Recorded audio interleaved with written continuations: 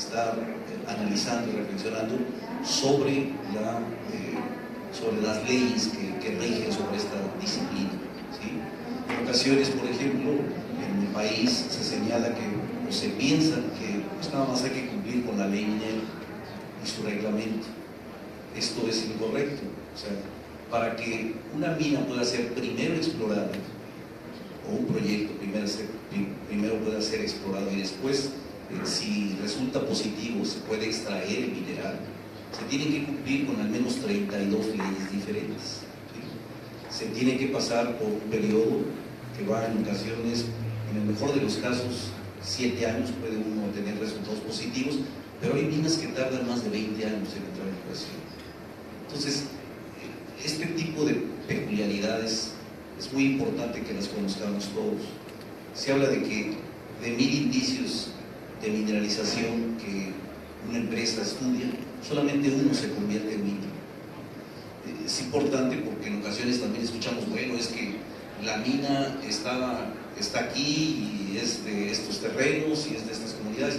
O sea, las minas no existen, o sea, no se descubren. Se descubre un depósito y se construye una mina, solamente después de una inversión cuantiosa, después de mucho tiempo, y por eso es que es tan importante que haya reglas del juego perfectamente establecidas, que no cambien en el tiempo. Estamos hablando de la competitividad de toda América Latina en este sentido. Sabemos que precisamente esta región de Latinoamérica es la que más ha captado inversión en exploración minera en los últimos años. Entonces, yo repito, yo creo que es muy importante que se tome en cuenta que estamos hablando de una minería moderna, una minería bien hecha y que arroja muchísimos beneficios a la sociedad cuando se hace bien. Bueno, ahí están, ¿no? En general las dos historias que hemos siempre escuchado a propósito de la minería.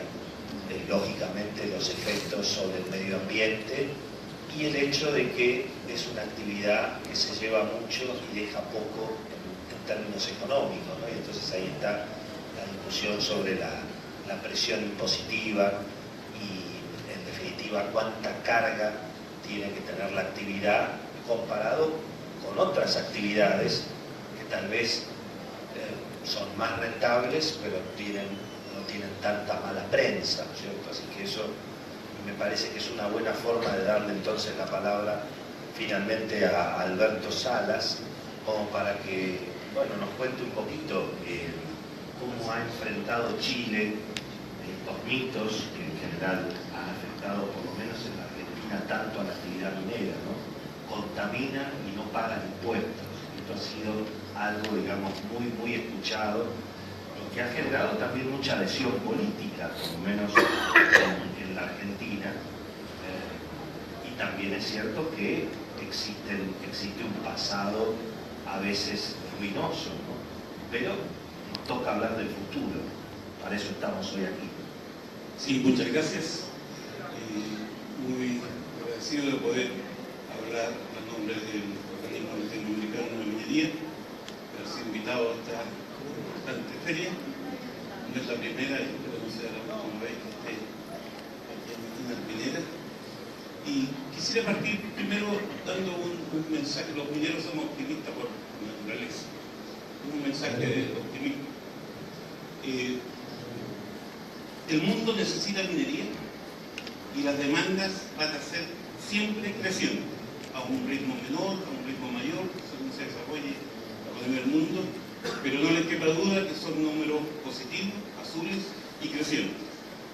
Y Latinoamérica tiene un potencial que va a ser parte importante de esa demanda y puede convertir entonces ese potencial en una palanca de desarrollo para que alguna vez superemos la pobreza. Y por lo tanto, y me puedo bajar a Chile. Chile es un ejemplo como la minería ha sido un factor decisivo en el crecimiento de los últimos 30 años, con condiciones que son necesarias para desarrollar esta actividad. Lo que quiero decir es que disponer de recursos geológicos es una condición necesaria para hacer minería, pero no es suficiente. Todos los países tienen, o casi todos tienen recursos mineros. El tema es cómo creamos condiciones para ese recurso, transformarlo en una palanca de desarrollo que colabore activamente en el crecimiento y en el desarrollo. Cuando hablo de crecimiento tiene un enfoque más económico, cuando hablo de desarrollo hablo de ser capaces de superar el tema de la pobreza, de ser capaces de crear un mundo de igualdad de oportunidades y poder, en definitiva, tener un bienestar para todos los ciudadanos. Chile tuvo un crecimiento muy importante en los últimos 30 años. Pasamos de un ingreso per cápita de $4.000 a $24.000. Aumentamos los estudiantes de educación superior de 200.000 a 1.200.000 en 30 años. Aumentamos la expectativa de vida en 10 años, de 70 a 80 años.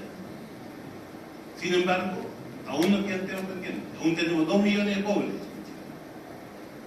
Aún tenemos 3,8 millones de mujeres en Chile que no trabajan por distintas condiciones. Y es en la minería donde nosotros hemos generado con esta actividad un encadenamiento productivo que ha ido desde lo primario, pero primario extractivo, a una industria que hoy día tenemos más desarrollada en servicios para la minería, que permite que sea no sé si es feo, pero que sea una muestra de cómo es un factor de desarrollo. La inversión de cualquiera y el crecimiento no es un fin en sí mismo. Lo que ocurre cuando yo hago una inversión, ni siquiera es un tema de ese inversionista y de esos trabajadores, crea inmediatamente con un proyecto de inversión una demanda de bienes y servicios de distinta naturaleza, y por lo tanto se crean nuevos emprendimientos, nuevas empresas, nuevos trabajos, mejores remuneraciones, y vamos entrando en un círculo virtuoso. Este círculo virtuoso de crecimiento tiene que ver hoy día con la globalización y con la integración de los países. Es con integración, con participación, en conjunto, que somos más que individualmente. Los proteccionismos van en contra de eso. No me refiero a ningún presidente en particular, ni del norte ni de Europa, pero en esta integración lo que nosotros tenemos que hacer es mejorar la competitividad, nos ayuda a la competitividad y nos ayuda a la productividad. Y aquí termino con el tema de los impuestos. Hoy día no somos libres, si queremos competir, en colocar los impuestos que se nos ocurra, porque vamos a hacer de inmediato a esa economía menos competitiva. Y si estamos en la base de que existen estos recursos mineros en distintas localidades, lo que hacemos es dejar de tener la oportunidad de ser parte de ese crecimiento. Entonces los impuestos tienen que tener un equilibrio social de aporte a la sociedad para que el Estado pueda hacer las acciones que le corresponden, en salud, en educación, en vivienda, en infraestructura, pero tiene que permitir que se desarrolle armónicamente la empresa en el entendimiento de un crecimiento sostenible. Ahora, para aportar. Perdón la interrupción, estimado, pero hemos escuchado muchas veces en Argentina que, digamos, las inversiones que podrían venir a la Argentina van históricamente a Chile y parecería que ahora a Perú, porque, bueno, hay muchas mayores ventajas. ¿Eso es efectivamente así, visto desde el lado de ustedes? ¿Ha sido así? ¿Seguirá siendo así? No es solo el factor impositivo, el tema lo de Queric, el tema de reglas estables, claro, un negocio de largo plazo, el tema de la estabilidad política, el tema de la democracia, el tema de la corrupción, el tema de la transparencia, el tema de compliance. Son muchos factores los que permiten este desarrollo. Lo que sí yo creo es que todos los países latinoamericanos tienen la oportunidad de hacer de la minería un factor de desarrollo. Y en el tema impositivo, insisto, tiene que ser un tema que lo haga competitivo, que no lo ahogue, pero que efectivamente se sienta que la industria está colaborando y contribuyendo con aportes al fisco, al desarrollo. En Chile, en los últimos 10 años, la minería aportó 1 de cada 7 pesos de los ingresos fiscales y la suma en los 10 años fue de 80.000 millones de dólares que aportó la minería al fisco. Y por lo tanto es un actor relevante de los ingresos fiscales y eso lo hace en armonía con las demás actividades. Muchísimas gracias. Les voy a pedir entonces ahora a los distintos integrantes del panel que nos comenten cómo es el régimen, digamos, impositivo, cómo paga impuestos la minería en Canadá, en República Dominicana, bueno, obviamente en México, finalmente, bueno, cómo es hoy el sistema en Chile en términos, bueno, generales, particulares. No somos especialistas aquí, ninguno somos contadores, pero sí nos interesa un poco el espíritu, cuáles son las reglas que se imponen para la carga impositiva y regalías y todo lo que el Estado, tanto a nivel nacional, provincial o municipal, cobra a la actividad minera. Empezamos obviamente entonces otra vez por Canadá.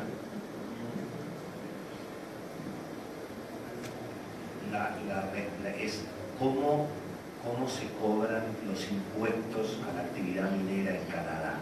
¿Cuál es la carga impositiva en los distintos niveles?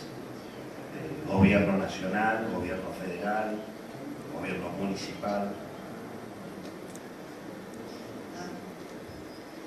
The tax system in Canada has been designed to be competitive to attract investment. So there are a few different features. There is a corporate tax that applies for all sectors, and at the federal level, 35%. There are, however, features in the tax system that actually attract investment into exploration. There is a mineral exploration tax credit that enables the exploration junior sector, which does not pay taxes because they're not operating a mine and they're not making any money. Those savings are actually passed on through the stock exchange in a way that attracts investment into exploration. So I think all to say is that in Canada, the tax system is competitive in terms of attracting investment and enabling exploration and activity. One other feature I'd like to mention is that because of the importance of engaging community and of conducting environmental baseline studies, the Canadian Exploration Expense actually recognizes environmental surveying and community consultation as eligible for this tax credit. So we have been able to put in place a tax system that provides certainty and is open for business and yet adheres to some of the values that we have in terms of community consultation and environmental baseline studies. Bueno, básicamente lo que entendí que dijo es que el sistema está orientado a atraer las inversiones.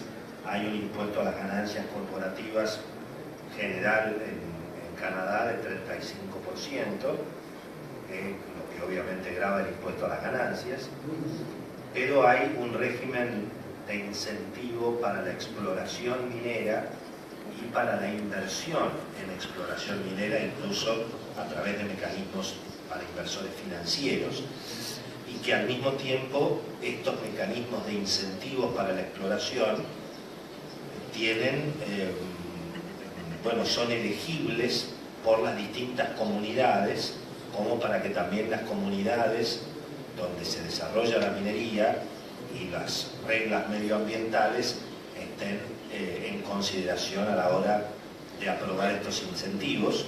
La idea entonces del sistema impositivo de Canadá es un sistema que dé certidumbre, abierto a los negocios y respetuoso de los valores de las comunidades.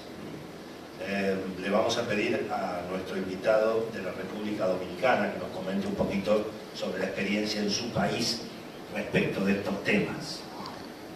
Cuando se trata de minas que son exploradas, luego explotadas por empresas, están sujetos a la ley de minas. canon de mínimo y los impuestos generales que pagan todas las empresas, también tienen paquetes de exoneraciones, de litigio, de finales. Pero yo no voy a decir que por eso somos perfectos, porque yo no creo que el problema a nivel de competitividad debe verse solamente de la parte impositiva. Uno de los grandes problemas que tenemos en América Latina es la permisología. La permisología es el caldo de cultivo de la corrupción, los procesos complejos, la discrecionalidad de los funcionarios. Y yo creo, y yo hablo porque yo vengo del sector privado,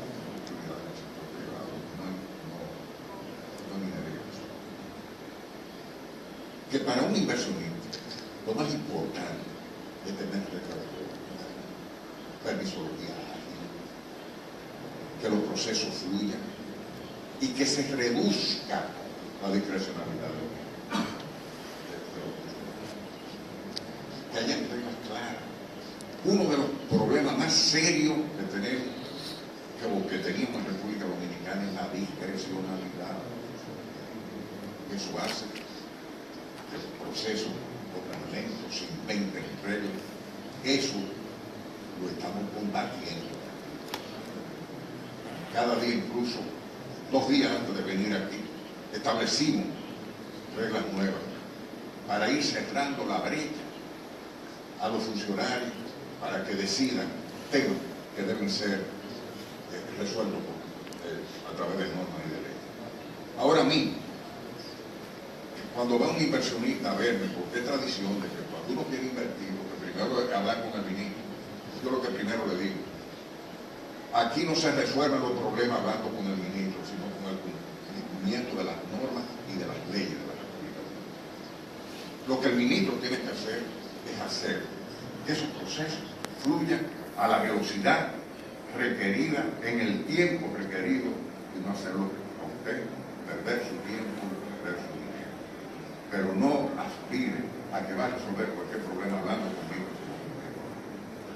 Entonces, yo creo que el problema de la competitividad tenemos que verlo integralmente, no solamente del lado de los impuestos, porque también, y eso no es para el sector minero, porque no es a nivel de la mano de obra, el peso no es tan significativo en función de la inversión, pero por ejemplo de la industria, hay 2 sistemas. Hay empresarios que tienen en su cabeza la competitividad espuria basada en bajos salarios, condiciones de vida, y no en la competitividad auténtica, que es fundamental en la innovación. Y para tú tener competitividad auténtica, tienes que invertir en capital social, en educación, en salud, en hacer que el que trabaja en cualquier actividad productiva sea capaz de innovar. Pero tú tienes que tener un gobierno competitivo. Tú no puedes tener un sector privado competitivo con un Estado ineficiente. La competitividad tenemos que hablar de competitividad para ir. Gobierno eficiente y sector privado eficiente. Entonces, para mí, el tema de los impuestos realmente es un tema integral y así que tenemos. Antes de seguir, Alberto, me gustaría que comentaras, ¿no? Porque ahí hubo alguna mención respecto a cuánto influye la actividad minera en el mercado de trabajo. Ahí también hay una discusión sobre si la minería da más trabajo que la industria, menos trabajo que la industria, ¿no? Eso es una discusión bastante intensa, ¿no? A ver, yo creo que no hay mucha discusión. La minería es intensiva en capital y no en mano de obra. En Chile, la minería, el aporte al PIB en los últimos 10 años, en promedio fue de 13%. Y el empleo directo de la minería es del 3% de nuestra fuerza laboral. Ahora, si yo eso lo invierto, significa que la productividad de una persona trabajando en minería es mucho más alta que en otras actividades. Y ahí yo creo que caemos en un tema que me gustaría destacar, que es que cuando dije que tener recursos mineros es una función necesaria pero no suficiente, yo creo que al final lo más relevante en el desarrollo de nuestro país, de nuestra industria, son las personas. Las personas son lo que hacen la diferencia en los países, en cómo se organizan, con qué institucionalidad se dan, qué reglas se dan y cómo en conjunto, con valores comunes, aun cuando vengan de miradas diversas del tema, pero con un sentimiento común de desarrollo, de buscar, como dije, igualdad de oportunidades para todos, hacemos la diferencia. Y ahí, yo de lo que sí estoy convencido es que la única herramienta, si decimos que el capital humano es el factor decisivo de desarrollo, la única herramienta para mejorar el capital humano es la educación. Y por lo tanto, nuestro tema al final pasa de cómo nos preocupamos de la educación desde lo más tierna infancia para poder efectivamente ser un país desarrollado. No hay ningún país que haya llegado a ser desarrollado si no ha resuelto un tema de productividad que tiene que ver con capacitación, que tiene que ver con educación y con factor humano. Bueno, le vamos a pedir entonces a nuestro amigo de México que nos vuelva a, digamos, el agrio y mundano tema de los impuestos y bueno, y cómo han resuelto en México esta discusión. Bien, bueno, en México, en este momento, la industria minera, siempre la industria minera ha pagado como cualquier otra industria sus impuestos. Además, también desde hace muchísimos años, se tiene un derecho sobre superficie. Son derechos superficiales que están pensados precisamente, por una parte, en la magnitud del terreno que se está denunciando, que se va a explorar, y por el otro, cuando se crearon es con la finalidad, como decía la viceministra, es para invertir. O sea, para nosotros era muy importante el que nuestros terrenos, el que nuestra superficie fuera explorada. Porque si dejamos los recursos minerales ahí en el subsuelo, no nos sirven a nadie. Entonces, esa fue la visión, crear un derecho por superficie, en el cual en los primeros años, que es cuando se desarrolla la exploración, es menor y año con año se van incrementando hasta que en el sexto año, una vez maduro ya el proyecto, que se piensa puede entrar en producción, entonces es un derecho mayor. Sin embargo, a partir del 2014 se generaron nuevos derechos, además de estos superficiales que ya se tenían, se crearon nuevos derechos. El 7.5% sobre la producción, sobre utilidades, más el 0.5% para el oro, la plata y el platino, sobre ventas. Aquí yo también coincido perfectamente con mis antecesores en el sentido de que no necesariamente el tema de la tributación, sin duda es mucho, muy importante, porque puede sacar de competencia al sector y a cualquier empresa. Entonces, es mucho, muy importante, pero lo que yo quiero señalar es que no basta con estudiar el tipo de derechos que hay en cada uno de los países aplicándole a la minería, sino se evalúa de una manera integral. Es decir, en mi país, por ejemplo, hay utilidades que se les pagan a los trabajadores año con año. En otros países no hay ese tipo de carga. Ahora, una pregunta en realidad para todos. En la Argentina hemos tenido la experiencia de los impuestos a las exportaciones, todavía tenemos. Digamos, se cobra impuestos a las exportaciones de soja y se ha cobrado impuestos, y creo que todavía se cobran impuestos a las exportaciones minerales, es decir, lo que aquí llamamos las retenciones. ¿Eso existe en Canadá, en República Dominicana, en Chile o en México? ¿Existe ese, digamos, impuesto a exportar algo? Eso me gustaría. ¿En la República Dominicana existe eso? ¿En la minería, ministro? No, en la minería, como yo le decía, hay dos tipos. En la minería hay la mina. Sí, cuando empieza. Pero hay contratos especiales que son minas que eran propiedad del gobierno. Es posible que hay contratos especiales que uno de los canos sea tal porcentaje de lo que se exporta. Esos son casos aislados. Ahora, nosotros tenemos una experiencia trágica en el pasado de que hubo recargos cambiarios a las exportaciones, la cosa más absurda del mundo. Pero eso ya se eliminó, por suerte. No de metales, sino de bienes. Eso ya fue eliminado. En Chile no rige. ¿Y en Canadá, estimada? If there is a tax on sales,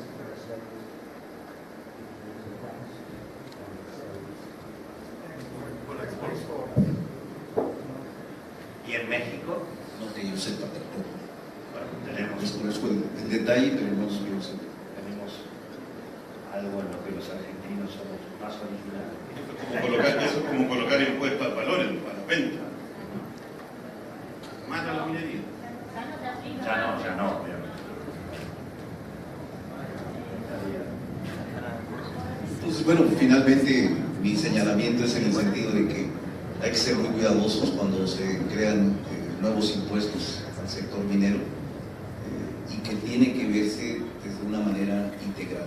Repito, en diferentes países hay diferentes costos, entonces se tiene que ver todo de manera integral. Lo más peligroso es no ser competitivos.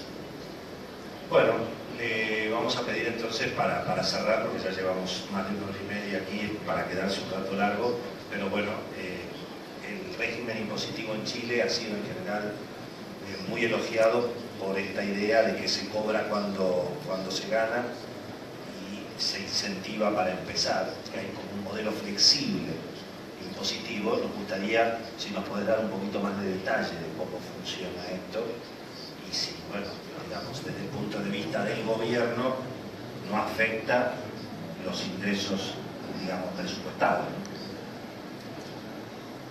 Bueno, nosotros la verdad que tuvimos la discusión a propósito del royalty, la gran minería. Este es un impuesto que se aplica a partir de cierto margen, no a todas las empresas, por un lado, y que es flexible en el sentido de que efectivamente a medida que hay un margen de utilidades, aumenta la tasa impositiva en el margen. Es decir, hay tramos, los primeros tramos tienen una tasa definida y a medida que las utilidades aumentan y se pasa al siguiente tramo, la utilidad sobre ese margen pasa a tener una carga mayor. Entonces, por un lado, permite que cuando las utilidades o los mercados internacionales son el precio del cobre, siempre estamos hablando del precio del cobre, es alto y por lo tanto las utilidades son altas, se comparte más valor con el Estado a través del pueblo. Y en la medida que cuando baja el precio del cobre, por lo tanto los márgenes de operaciones son más bajos, se disminuye esa carga impositiva. Solo respecto de este impuesto, porque la verdad que las empresas tienen un régimen impositivo que va por otro lado, que es general a todos y que en el caso, para no entrar en detalle, porque es una reforma tributaria que es un poco compleja. Pero respecto a las empresas extranjeras, ellos pagan un impuesto adicional que es un 35%. O sea, eso es estable, parejo y no varía. Obviamente son las utilidades. Sí, sí. Señoras y señores, la verdad que ha sido muy interesante. Vamos a cerrar, no se vayan, porque vamos a cerrar justamente con el último spot de campaña de la Cámara Argentina de Empresarios Mineros, que han además tomado la decisión de salir a los medios de comunicación a explicar lo que hacen, y eso es una gran noticia, obviamente también para los medios. Han diseñado un spot que es interesante y que tiene que ver con todo esto que estábamos hablando. Nos parece una buena idea para cerrar este debate y esta conversación tan interesante de hoy. ¿Lo ponemos al aire? Muchas veces damos por sentado algunas cosas. Derribemos mitos. ¿Sabías que la minería sí paga impuestos? Incluso mucho más que otras industrias. Paga ganancias, regalías, aportes de seguridad social, ingresos brutos, aportes a entes públicos y fondos fiduciarios, IVA, cánones y tasas provinciales. En 2016, esto dio un total de 14.986 millones de pesos, con los que se podrían crear 600 escuelas, abrir 40 hospitales o comprar 15.000 ambulancias. Es un mito que la minería está exenta. Conozcamos la realidad de una industria que hace crecer al país. Es un mensaje de la Cámara Argentina de Empresarios Mineros. Muchas veces damos por sentado algunas cosas. Derribemos mitos. ¿Sabías que la minería sí paga impuestos? Incluso mucho más que otras industrias. Paga ganancias, regalías, aportes de seguridad social. Bueno, señoras y señores, muchas gracias.